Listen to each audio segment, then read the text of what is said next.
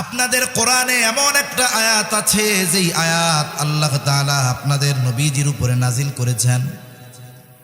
আল্লাহ তাআলা যদি এই আয়াত তাওরাতের মধ্যে নাজিল করতেন, মূসা আলাইহিস সালামের উপরে নাজিল করতেন, যেই দিন এই আয়াত আল্লাহ তাআলা নাজিল করতেন ওই দিনটাকে আমরা ঈদের দিন বানায় নিতাম। হযরত ওমর রাদিয়াল্লাহু তাআলা আনহু বলেন, কোন সে আয়াত যেই আয়াত যদি তাওরাতে নাজিল হতো তাহলে ওই দিনটাকে তোমরা ঈদের দিন বানায় নিতা। এইবারই বলে আয়াতটা হলো এই আয়াত, আল ইয়াউমা আকমালতু লাকুম দীনাকুম ওয়া আতমামতু আলাইকুম নি'মাতি ওয়া রাদিতু লাকুমুল ইসলাম দীনা।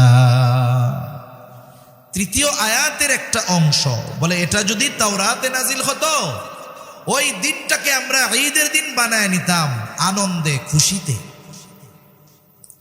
হযরত ওমর রাদিয়াল্লাহু তাআলা আনহু বলেন, এই আয়াত কোন দিন কোথায় কার উপরে নাজিল হয়েছে আমি এটা জানি। এই আয়াত জুমার দিন, আবার ওই দিন ছিল ইয়াউমে আরাফা, জাবালে রহমত। ওই স্থানে মুহাম্মাদুর রাসূলুল্লাহ সাল্লাল্লাহু আলাইহি ওয়াসাল্লামের উপরে আল্লাহ তাআলা এটা নাজিল করেছে। এই আয়াতের মধ্যে আরো কিছু দিক নির্দেশনাবলী আল্লাহ তাআলার পক্ষ থেকে আছে, বিধিবিধান আছে। মুফাসসিরিনে কেরাম বলেন, আল্লাহ তাআলা এই আয়াত নাজিল করার অন্যতম কারণ ইসলামের জন্য যত বিধিবিধান বিধিনিষেধ প্রয়োজন ছিল এই পর্যন্ত মোটামুটি সব কিছু আল্লাহ তাআলার পক্ষ থেকে নাজিল হয়ে গেছে। তার মানে মুসলমানেরা কিয়ামত পর্যন্ত তাদের জীবন কিভাবে পরিচালিত করবে এর জন্য যত দিক নির্দেশনা বিধিনিষেধ দরকার সব কিছু আল্লাহ তাআলা পরিপূর্ণভাবে নাজিল করে দিয়েছেন, পরিপূর্ণ হয়ে গিয়েছে। এই জন্য আল্লাহ তাআলা দিন পরিপূর্ণতার ঘোষণা দিয়েছেন। আল্লাহ কি বলেন? আল্লাহ তাআলা বলেন, আল ইয়াউমা আকমালতু লাকুম দীনাকুম, আজকে আমি তোমাদের জন্য তোমাদের দিন তথা জীবন ব্যবস্থাকে পরিপূর্ণ করে দিলাম।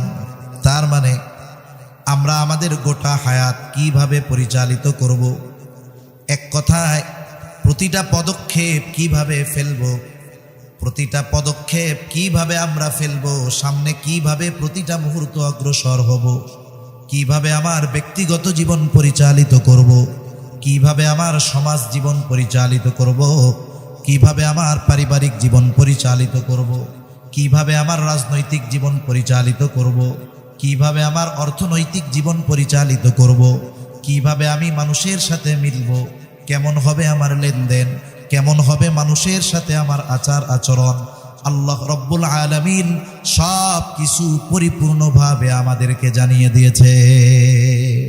রাসূল আকরাম সাল্লাল্লাহু আলাইহি ওয়াসাল্লাম গোটা সৃষ্টি জগতের জন্য অনুসরণীয়। কেন?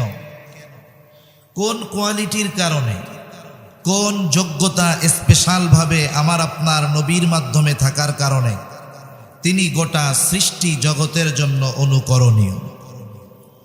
এ পৃথিবীতে যারা সিরাতবিদ আছেন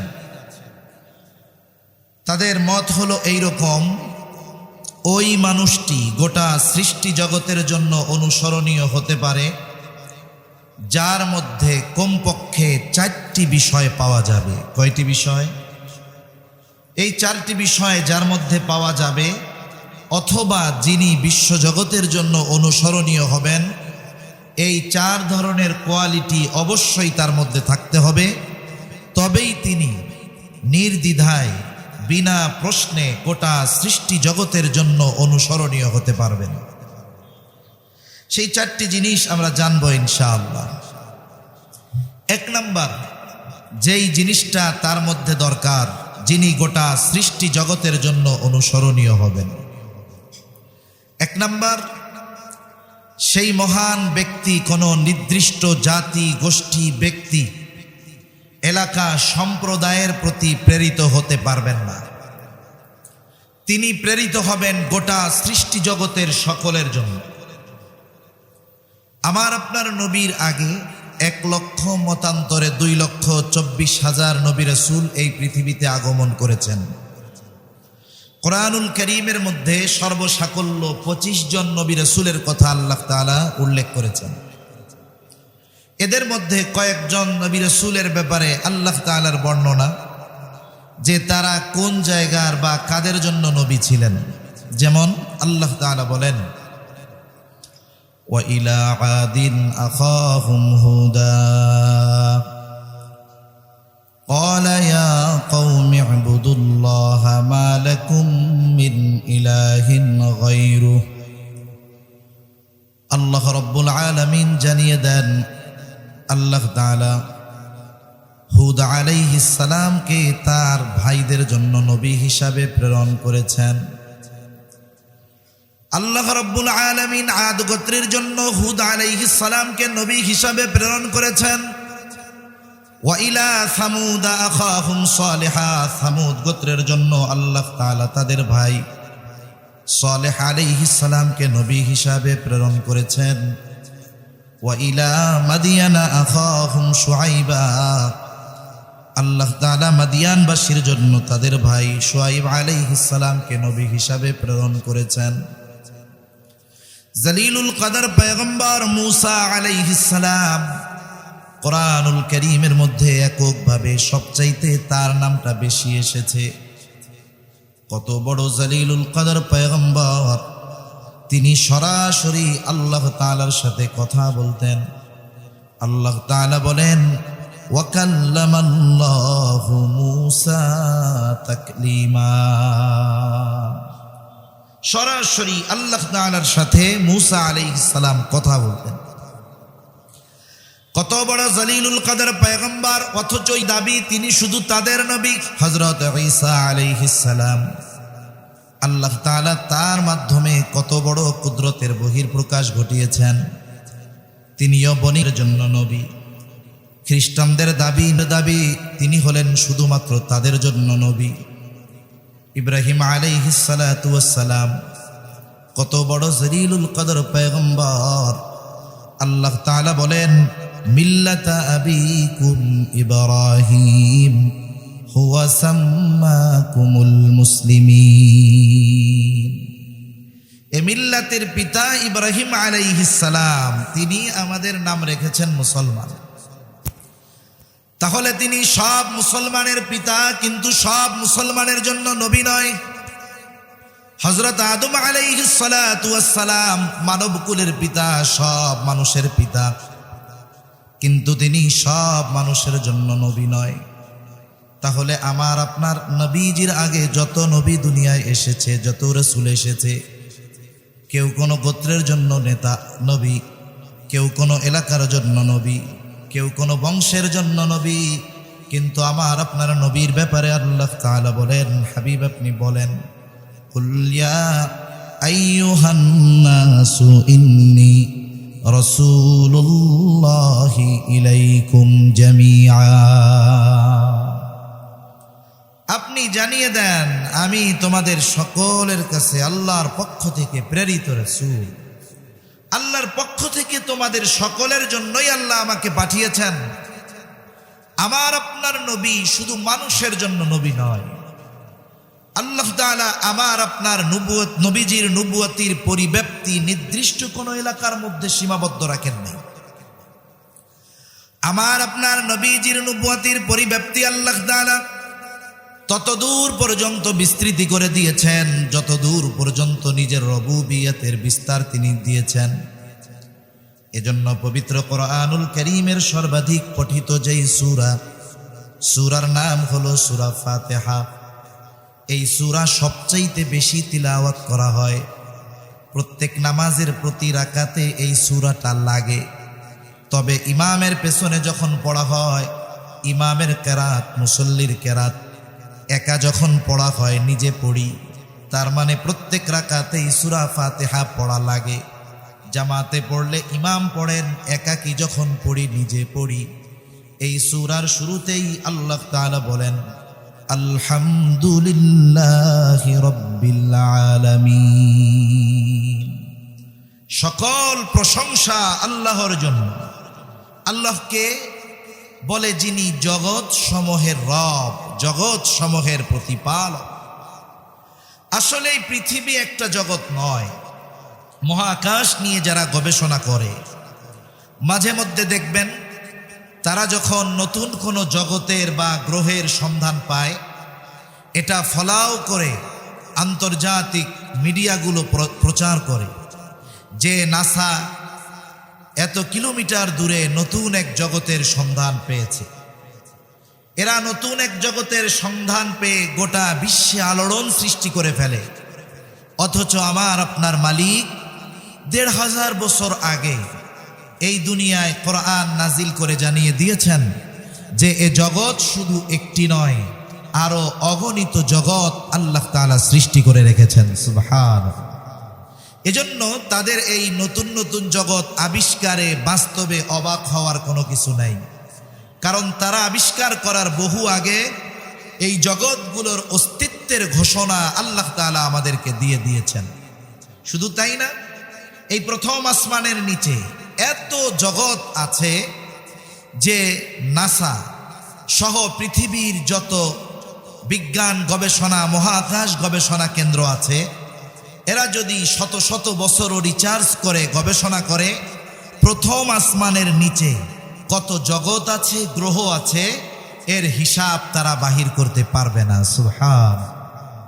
এরকম অগণিত জগৎ আল্লাহ তাআলা সৃষ্টি করে রেখেছেন। যত জগৎ আছে সব জগতের রব, প্রতিপালক হলেন আল্লাহ।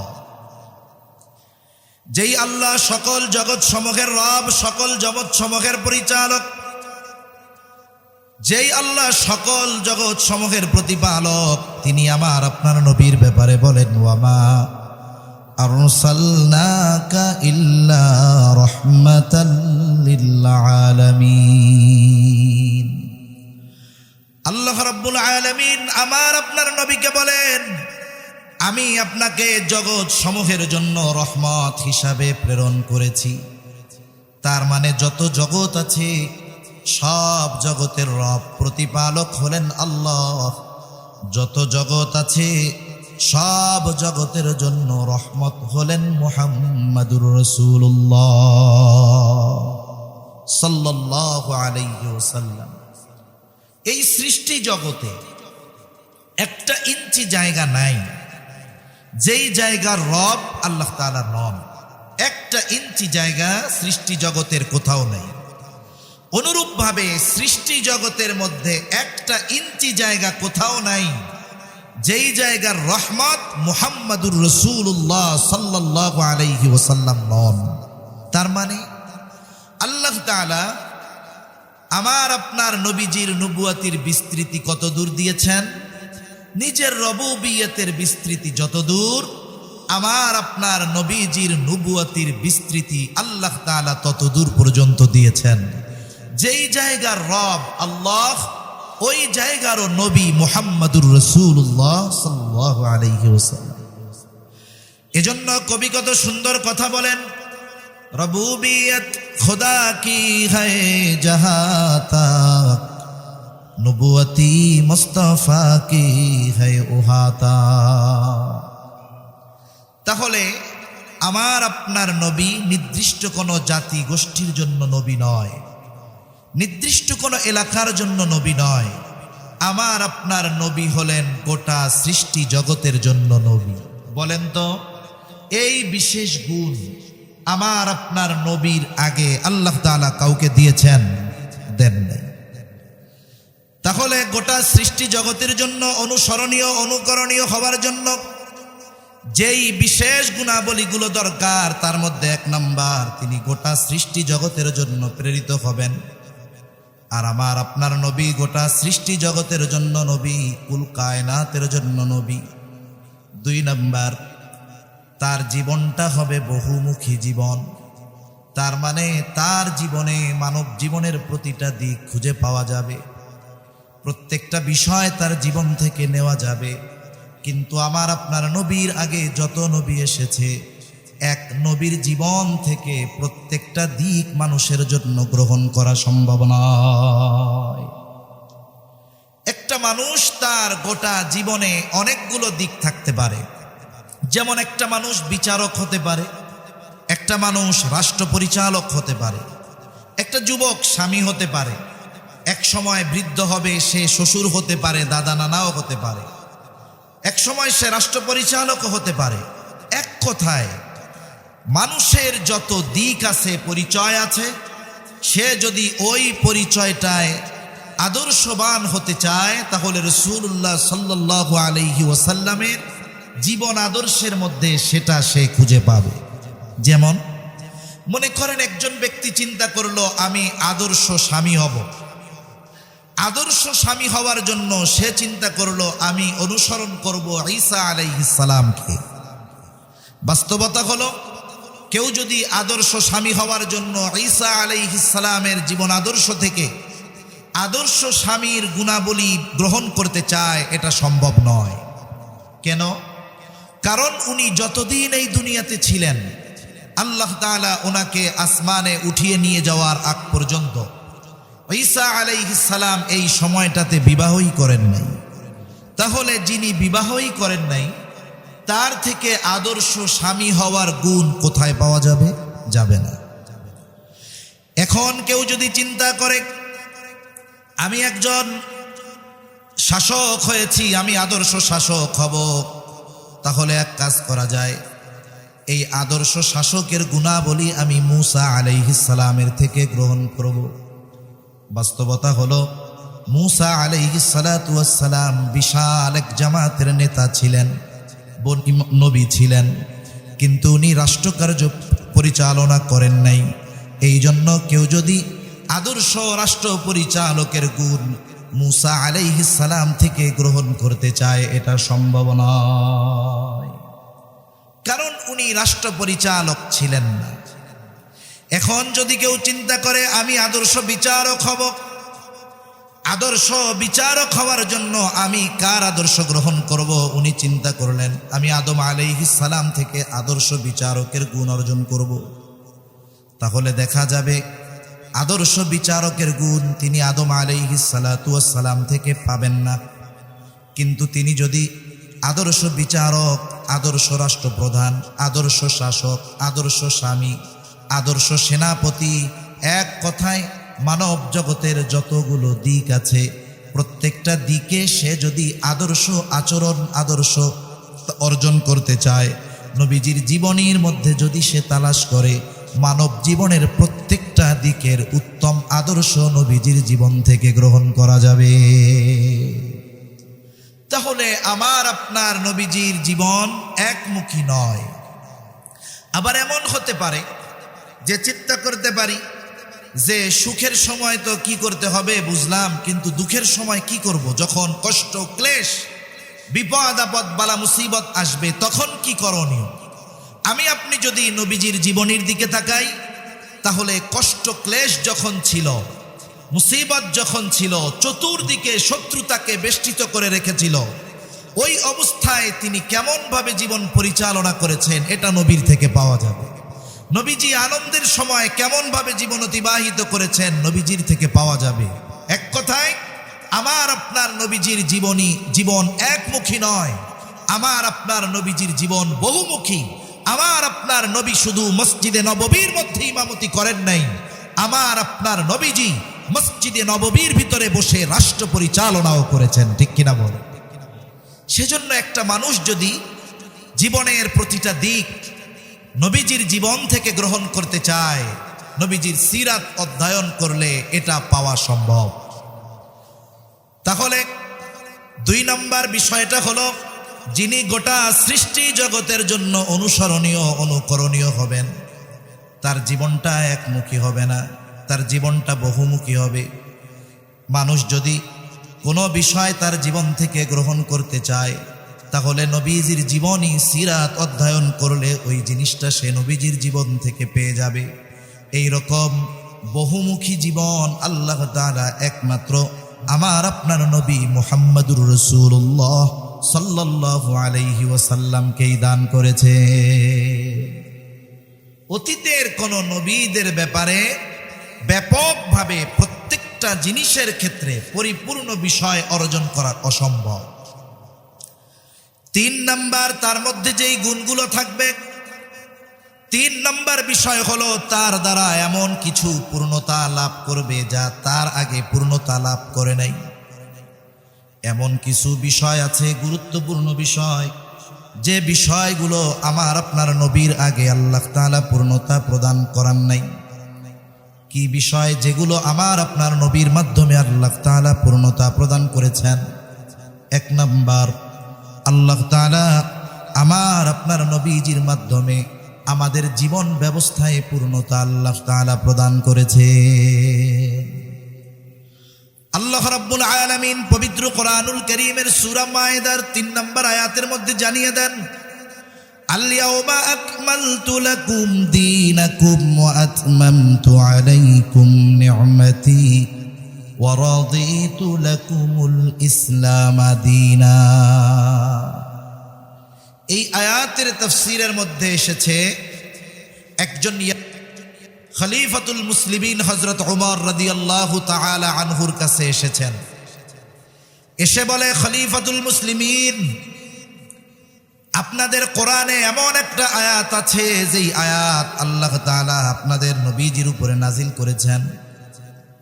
আল্লাহ তাআলা যদি এই আয়াত তাওরাতের মধ্যে নাজিল করতেন, মুসা আলাইহিস সালামের উপরে নাজিল করতেন, যেই দিন এই আয়াত আল্লাহ তাআলা নাজিল করতেন ওই দিনটাকে আমরা ঈদের দিন বানায় নিতাম। হযরত ওমর রাদিয়াল্লাহু তাআলা আনহু বলেন, কোন সে আয়াত?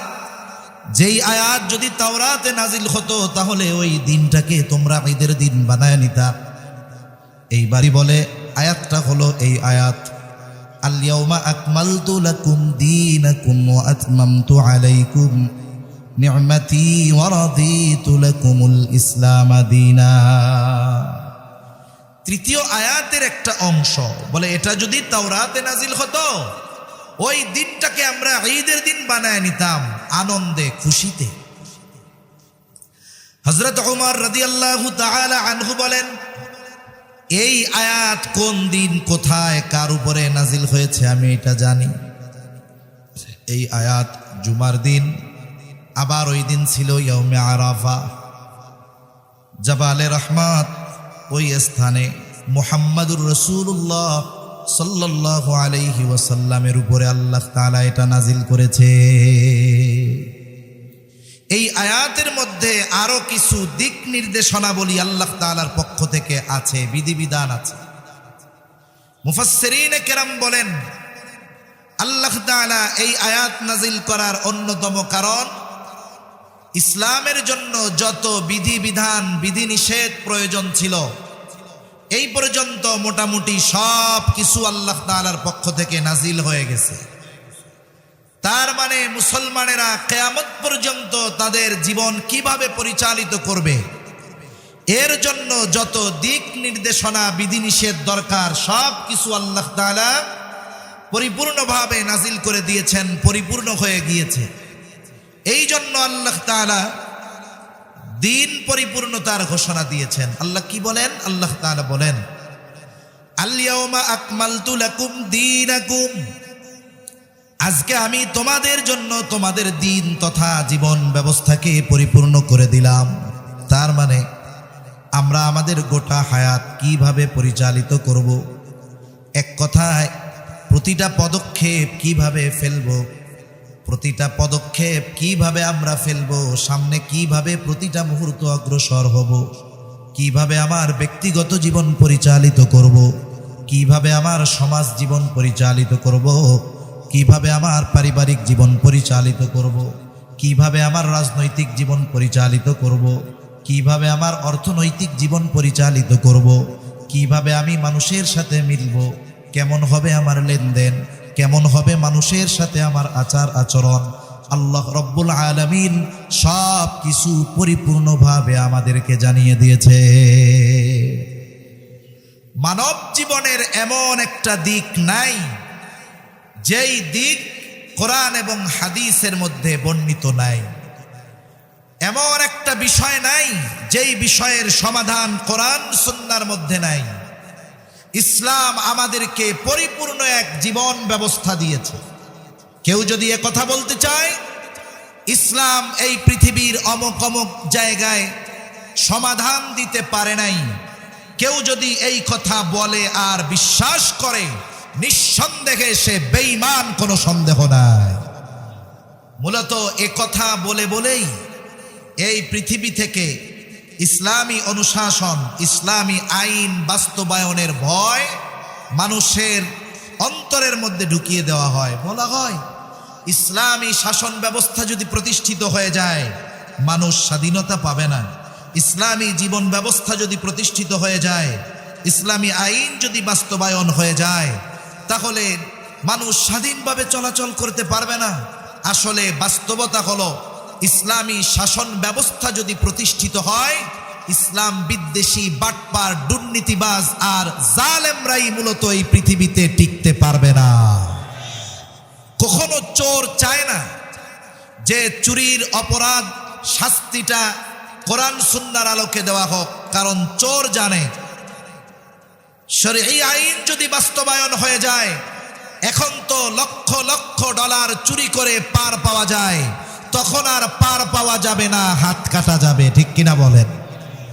যেগুলো ব্যভিচার, ধর্ষণের সাথে জড়িত, এরা কখনো চায় না ধর্ষণের শাস্তিটা ইসলামী আইন অনুসারে হোক। কেন? কারণ দেখা যাবে শাস্তি যদি প্রয়োগ হয়, ওই ধরনের চিটিংবাজ বাটপাররাই আগে শাস্তির মুখোমুখি হবে। কিন্তু যারা পরিপূর্ণ নিরাপত্তা চায়, যারা পরিপূর্ণভাবে শান্তিতে বসবাস করতে চায়, যারা ইনসাফ চায়, যারা ন্যায় পরায়ণতা চায়, যারা ন্যায় বিচার চায়, যারা মানবতার হক চায়, যেই মানুষগুলো তাদের ন্যায্য অধিকার বুঝে পেতে চায়, তারাই চায় ইসলামের মাধ্যমে, কোরআন সুন্নাহর মাধ্যমে গোটা পৃথিবী পরিচালিত হোক। ঠিক কিনা বলেন? সেজন্য আমরা ইসলামী অনুশাসন পাচ্ছি না, এটা আমাদের দুর্ভাগ্যের ব্যাপার। কিন্তু এজন্য একথা বলার সুযোগ নাই যে ইসলামী আইন বাস্তবায়ন হলে এই পৃথিবী পিছিয়ে যাবে। এটা নিঃসন্দেহে মিথ্যা এবং একটি ভ্রান্ত চিন্তা। ঠিক কিনা বলেন? তাহলে আল্লাহ তাআলা আমাদের দ্বীন তথা জীবন ব্যবস্থাকে পরিপূর্ণ করে দিয়েছে। এরপর আল্লাহ রাব্বুল আলামিন বলেন, وَأَتْمَمْتُ عَلَيْكُمْ نِعْمَتِي وَرَضِيتُ لَكُمُ الْإِسْلَامَ دِينًا। আল্লাহ তাআলা বলেন, وَأَتْمَمْتُ عَلَيْكُمْ نِعْمَتِي, আর তোমাদের উপর আমি আমার নেয়ামত সমূহকে পরিপূর্ণ করে দিলাম। وَرَضِيتُ لَكُمُ الْإِسْلَامَ دِينًا, এবং তোমাদের জন্য ইসলামকেই দিন হিসাবে মনোনীত করলাম। তাহলে 3 নম্বর পয়েন্টে যে কথা আমরা বলতেছিলাম, যে যিনি সমগ্র সৃষ্টি জগতের জন্য অনুকরণীয়, অনুসরণীয় তথা আইডল বা আদর্শ হবেন, তার মধ্যে অন্যতম গুণ থাকবে যে তার দ্বারা আল্লাহ তাআলা এমন কিছু বিষয়ের পূর্ণতা প্রদান করবেন যা তার আগে পূর্ণতা লাভ করে নাই। তাহলে আমার আপনার নবীর দ্বারা 1 নম্বরে পূর্ণতা লাভ করেছে দ্বীন। বলেন তো, আমার আপনার নবীর আগে কোন নবীর মাধ্যমে দ্বীনকে আল্লাহ তাআলা পরিপূর্ণতার ঘোষণা দিয়েছেন? দেন নাই। তাহলে 1 নম্বর, আমার আপনার নবীর মাধ্যমে আল্লাহ তাআলা দ্বীনকে পরিপূর্ণতা দিয়েছেন। 2 নম্বর, আমার আপনার নবীর মাধ্যমে আল্লাহ তাআলা নেয়ামতের পূর্ণতা প্রদান করেছেন। যেই বাক্যের মধ্যে দ্বীন পরিপূর্ণতার ঘোষণা আল্লাহ তাআলা দিয়েছেন, ওই বাক্যের মধ্যেই নেয়ামত পরিপূর্ণতার ঘোষণা আল্লাহ তাআলা দিয়েছেন। কারণটা কি? বুজুর্গানে দ্বীন বলেন, এখানে একটা বিষয় তো বোঝাই যায়, যেখানেই পরিপূর্ণ দ্বীন সেখানেই আল্লাহ তাআলার পক্ষ থেকে পরিপূর্ণ নেয়ামত। এ বিশ্ববাসী যতটুকু নেয়ামত আমরা আল্লাহ তাআলার পক্ষ থেকে পাচ্ছি, হাজারো পাপাচার, অনাচার, অবিচার, এত কিছুর পরেও, নাফরমানির পরেও যেই পরিমাণ নেয়ামত আল্লাহ তাআলা আমাদেরকে দেন, আমরা যদি লক্ষ বছর হায়াত পাই, এই পাপাচারের পরে যেই নেয়ামত আল্লাহ আমাদেরকে দিচ্ছেন, ওই নেয়ামতের শুকরিয়া লক্ষ বছর হায়াত পেলেও আদায় করা অসম্ভব। তাহলে যদি পরিপূর্ণ দিন মানতাম তাহলে কি পরিমাণ নেয়ামত আল্লাহ তাআলা আমাদেরকে দিতেন।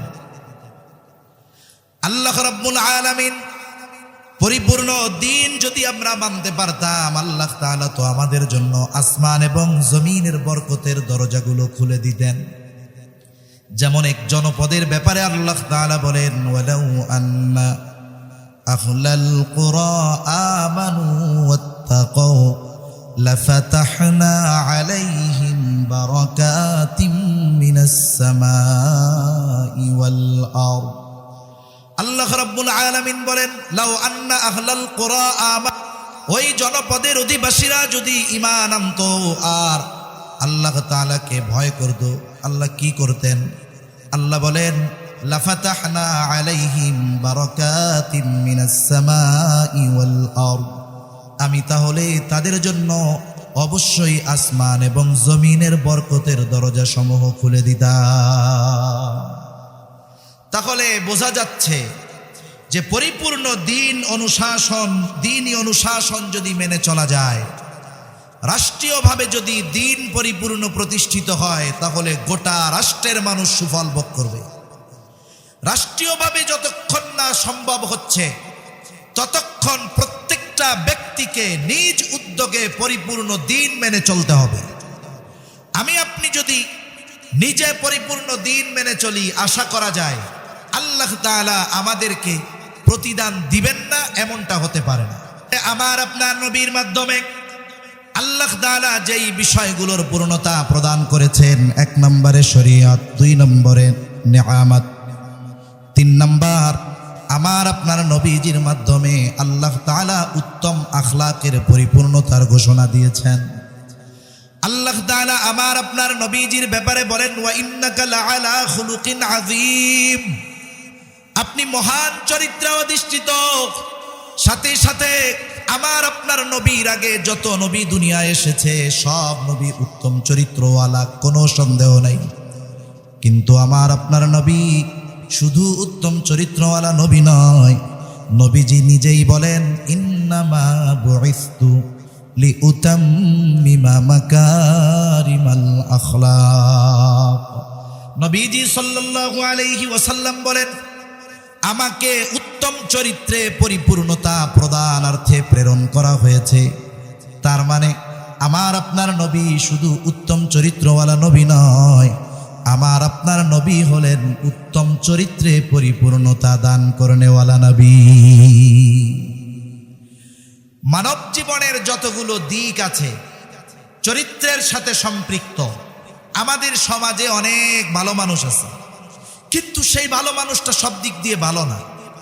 মনে করেন পারিবারিকভাবে একটা লোকের কিন্তু একটা পরিচয় থাকে না, পারিবারিকভাবেও অনেক পরিচয় থাকে। আমি মাঝে মধ্যে বলি আর কি, যে একটা ছোট বাচ্চা একেবারে সর্বপ্রথম সে যখন ভূমিষ্ঠ হলো, তার পরিচয় কি থাকে? বলে ও অমুকের সন্তান, মানে সে একজনের ছেলে সন্তান। এইবার সে একটু বড় হয়েছে, আল্লাহ তাআলা তাকে একটা ভাই অথবা বোন দিয়েছে, এবার তার আর একটা পরিচয় বাড়ছে।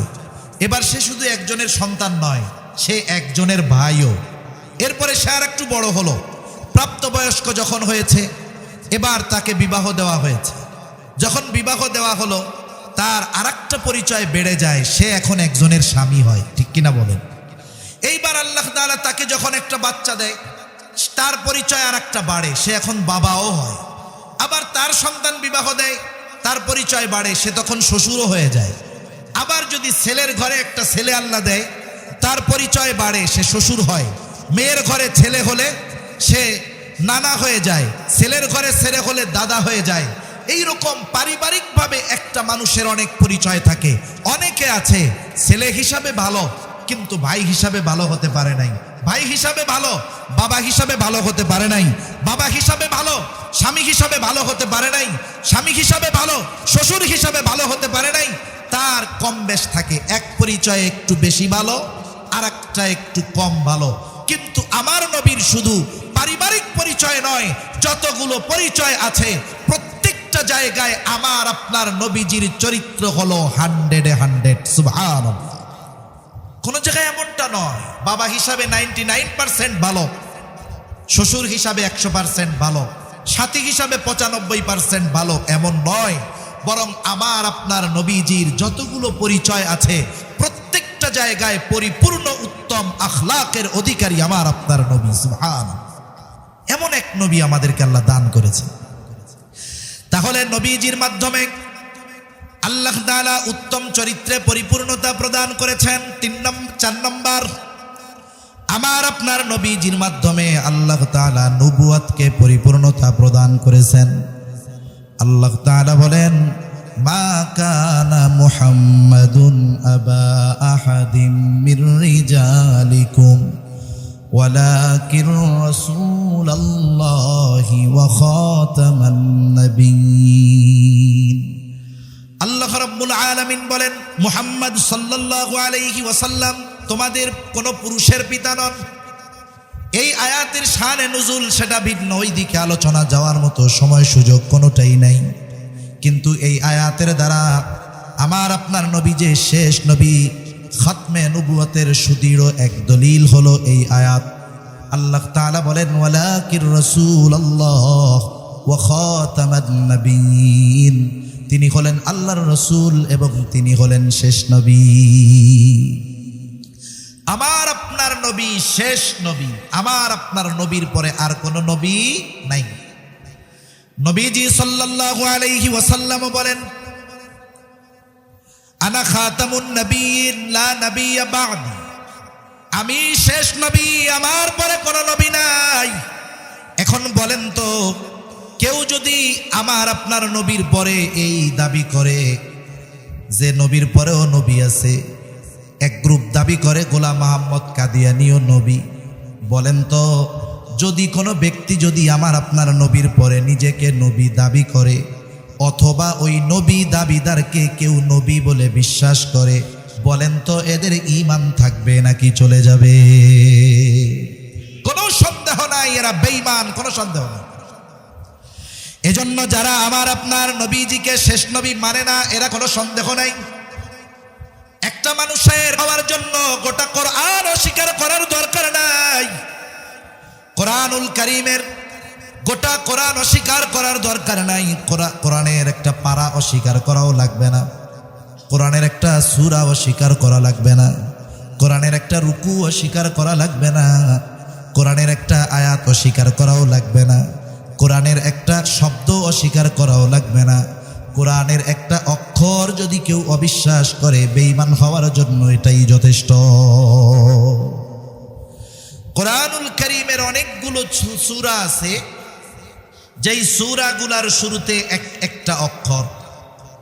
যেমন এক সূরার শুরুতে আছে সাদ, এক সূরার শুরুতে আছে কাফ, এক সূরার শুরুতে আছে নুন। এখন যদি প্রশ্ন করা হয় সদের অর্থ কি, কফের অর্থ কি, নুনের অর্থ কি, গোটা দুনিয়ার সব মুফাসসিরিনে কেরাম একমত। সকলের জবাব এটার দ্বারা উদ্দেশ্য কি, যিনি ভালো জানেন তিনি হলেন আল্লাহ। আল্লাহই ভালো জানেন এর দ্বারা উদ্দেশ্য কি। এখন যদি কোনো অতি পণ্ডিত এই কথা বলে, যার অর্থ জানা নাই, যার উদ্দেশ্য জানা নাই, যার মর্মার্থ জানা নাই, ওটার প্রয়োজন নাই, ওটাও বিশ্বাস করি না।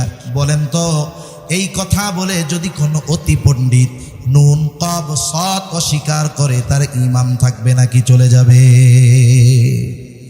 তাহলে যারা গোলাম মোহাম্মদ কাদিয়ানীকে নবী বলে, তারা তো একটা অক্ষর নয়, নুক্তা নয়, শব্দ নয়, স্পষ্ট একটি আয়াতের বিধানকে সরাসরি অস্বীকার করে, ঠিক কিনা বলেন?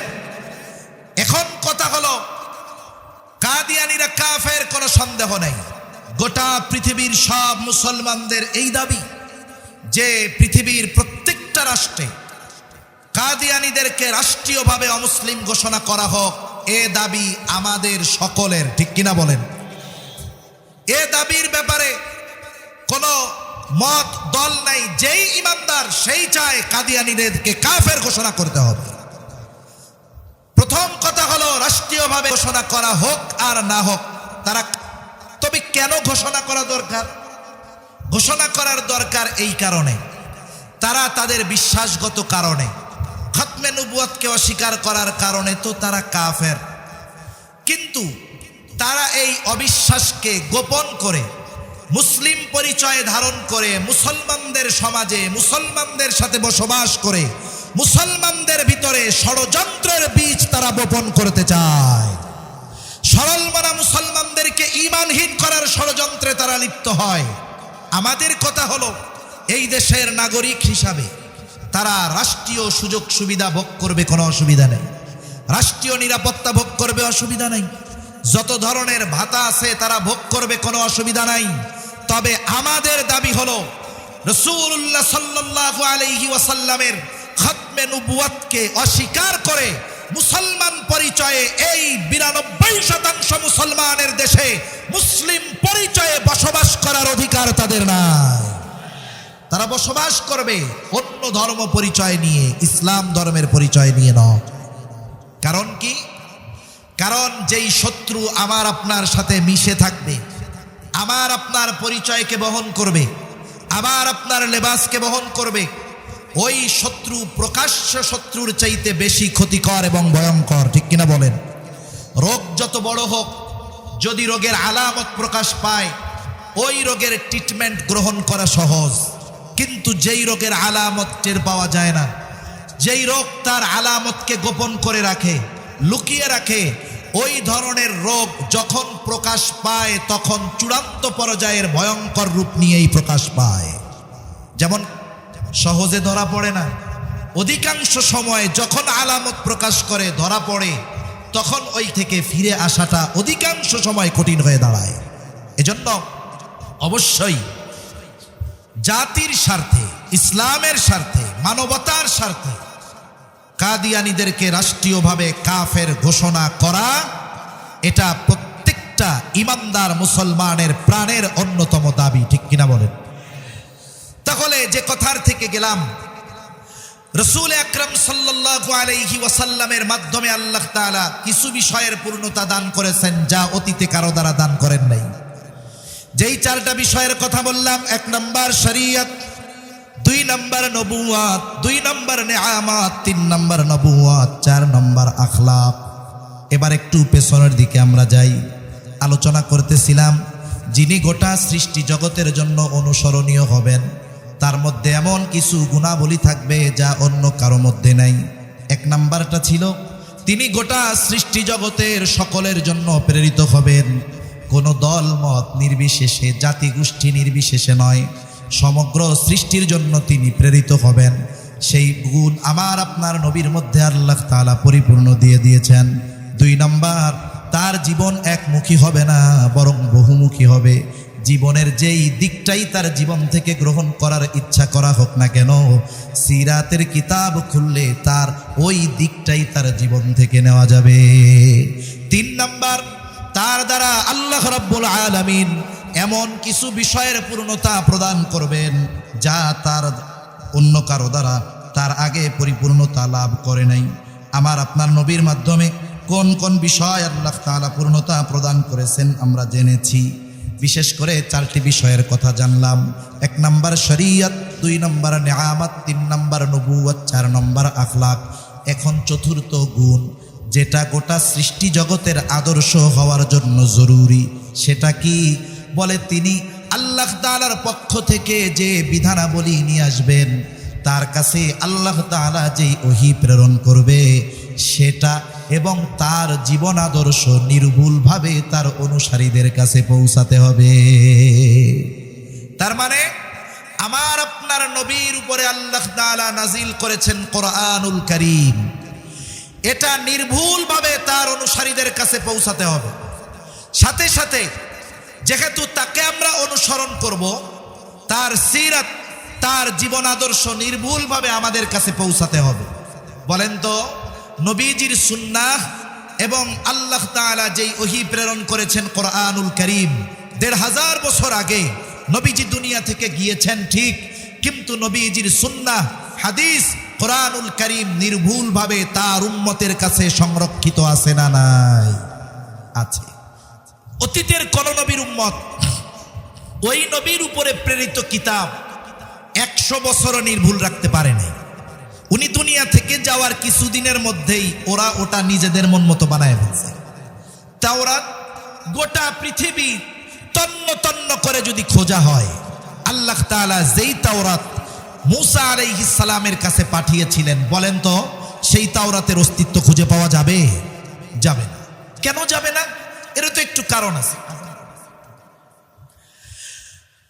কেন যাবে না? এরও তো একটা কারণ আছে, আছে না নাই? এই তাওরাত হেফাজতের দায়িত্ব আল্লাহ তাআলা নেন নাই। তাওরাত হেফাজতের দায়িত্ব আল্লাহ নিজের কাছে রাখেননি। আল্লাহ তাআলা বলেন, ইন্না আনজালনাত তাওরাতা ফিহা হুদাও ওয়া নূর ইয়াহকুমু বিহান নাবিয়্যুনাল্লাযীনা আসলামু লিল্লাযীনা হাদু ওয়ার রাব্বানিয়্যুনা ওয়াল আহবারু বিমাস্তুহফিযু মিন কিতাবিল্লাহ। আল্লাহ রাব্বুল আলামিন জানিয়ে দিলেন এই কিতাবের হেফাজতের দায়িত্ব তিনি কাদের দিয়েছেন? এই তাওরাত দ্বারা অনুগত নবীগণ মধ্যে ফয়সালা দিতেন, ওয়ার রব্বানিয়ুনরা দিতেন। তাফসীরের মধ্যে আসছে এনারা হলো ফকিহগণ দিতেন। ওয়ার রব্বানিয়ুনা ওয়াল আহবার দিতেন যারা আহবার রাহরাব ছিলেন তারা, মানে যারা সাধারণ আলেম ছিল তারা দিত। এখন কেন তারা এই ফয়সালাগুলো দিত? আল্লাহ তাআলা জানায় দেন, বিমাস্তুহফিযু মিন কিতাবিল্লাহ, এই কিতাবের হেফাজতের দায়িত্ব আল্লাহ তাআলা তাদেরকেই দিয়েছিলেন। কিন্তু বলেন তো, কোরআন হেফাজতের দায়িত্ব আল্লাহ তাআলা কোন ফকিহ কোন আলেমকে দিয়েছেন নাকি হেফাজতের দায়িত্ব স্বয়ং তিনি নিয়েছেন? কে নিয়েছেন হেফাজতের দায়িত্ব? আর আলেমদের ফকিহদের হেফাজতের দায়িত্ব দেওয়া হয়েছিল। ওরা একেবারে নিজেদের মন মতো এইগুলাকে পরিবর্তন করে একেবারে অবস্থা খারাপ বানায় ফেলছে। কিন্তু কোরআনের ব্যাপারে আল্লাহ তাআলা জানিয়ে দেন শুরুতেই, যখন প্রাথমিক দিকে আবার আপনার নবীর উপরে ওহী নাজিল হতো, জিবরাইল আলাইহিস সালাম তিলাওয়াত করতেন, আর নবীজি চিন্তা করতেন যদি সুইটা যায়, ভুলা যায়, এই চিন্তা করে তাড়াহুড়ো করে মুখস্থ করার জন্য বারবার তিনি জবান আউড়াইতে থাকতেন, নড়াতে থাকতেন, যেন ছুটে না যায়, যেন ভুলে না যায়, যেন পড়াটা ঠিক হয়। এই অবস্থা দেখে আল্লাহ রাব্বুল আলামিন বলেন, লা তুহাররিক বিহি লিসানাকা লিতা'জালা বিহি ইন্না আলাইনা জামআহু ওয়া কুরআনা। আল্লাহ রাব্বুল আলামিন বলেন, লা তুহাররিক লিসানাকা লিতা'জালা বিহি, আপনি তাড়াহুড়ো করে জবান বারবার আউড়াবেন না। আপনি কি ভাবতেছেন ভুলা যাবেন? আপনি কি ভাবতেছেন এটা হারায়া যাবে? অতীতের নবীদের কিতাবের মতো এটা ছুটে যাবে, ভুলে যাবেন, হারিয়ে যাবে না। শুনে রাখেন হাবিব, ইন্না আলাইনা জামআহু ওয়া কুরআনা, এই কোরআন সংরক্ষণ করা এবং আপনাকে পড়িয়ে দেওয়ার দায়িত্ব আমি আল্লাহ নিয়েছি। সুতরাং যখন আপনার সামনে কোরআন তিলাওয়াত করা হয়, ফাইদা করানাহু ফাত্তাবি' কুরআনা, যখন আমি আপনার সামনে কোরআন তিলাওয়াত করি, তার মানে আমার পক্ষ থেকে জিবরাইল আলাইহিস সালাম যখন কোরআন তিলাওয়াত করে আপনি এটার ইত্তেবা করেন, আপনি সুন্দর মতো ঠান্ডা মাথায় শুনতে